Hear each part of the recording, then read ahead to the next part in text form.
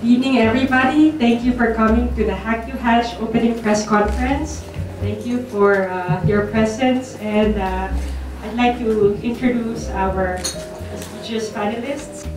So they're all venture capitalists, and they're all here to be mentors and judges for our young, local, and Filipino-owned startups.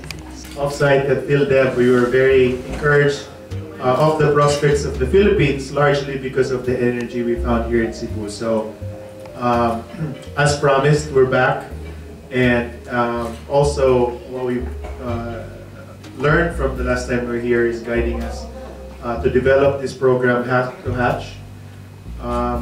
Obviously, we're continuously focusing on entrepreneurship in terms of what we think is helpful to entrepreneurs.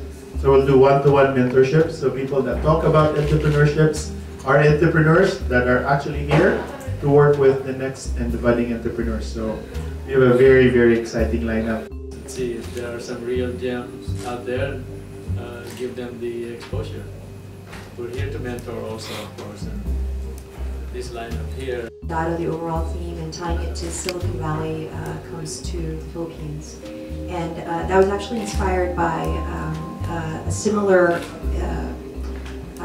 conference and event. Silicon Valley comes to the UK. The government was doing very closely with Silicon Valley entrepreneurs to encourage entrepreneurship and developing the ecosystem in the UK. And something we want to do here, and Dado actually, with the inspiration that he saw here in Cebu with Winston, decided that it was time and that we were ready. And part of encouraging local entrepreneurs here in Cebu because of the ecosystem, and we want to encourage building that, but then also working with government and being able to tie that back and industry to encourage more entrepreneurship.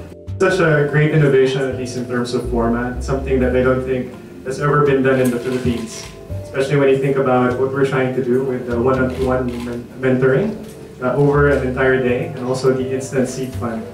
I think the instant seed fund, we shouldn't discount how important even a small amount can be to some of the most promising startups, because many of the startups that we have here in the Philippines, quite frankly, they end up having to do their day jobs, right? And then also have to do the startup work. So just to pay the bills, just to keep the lights on, they have to take on additional work, let's say outsourced service work, and yeah, getting them some of that additional seed funding would allow them really to focus on creating the products, the software products that in turn the Philippines can be proud of, that could be exported to the rest of the world. So that's why we're so very much excited to the potential of HACK2HATCH. I think they felt it when they came off. There's something different in Cebu, there's something unique, there's a lot of opportunity, and we thank you very much for welcoming us here, and we look forward to the next 3 days.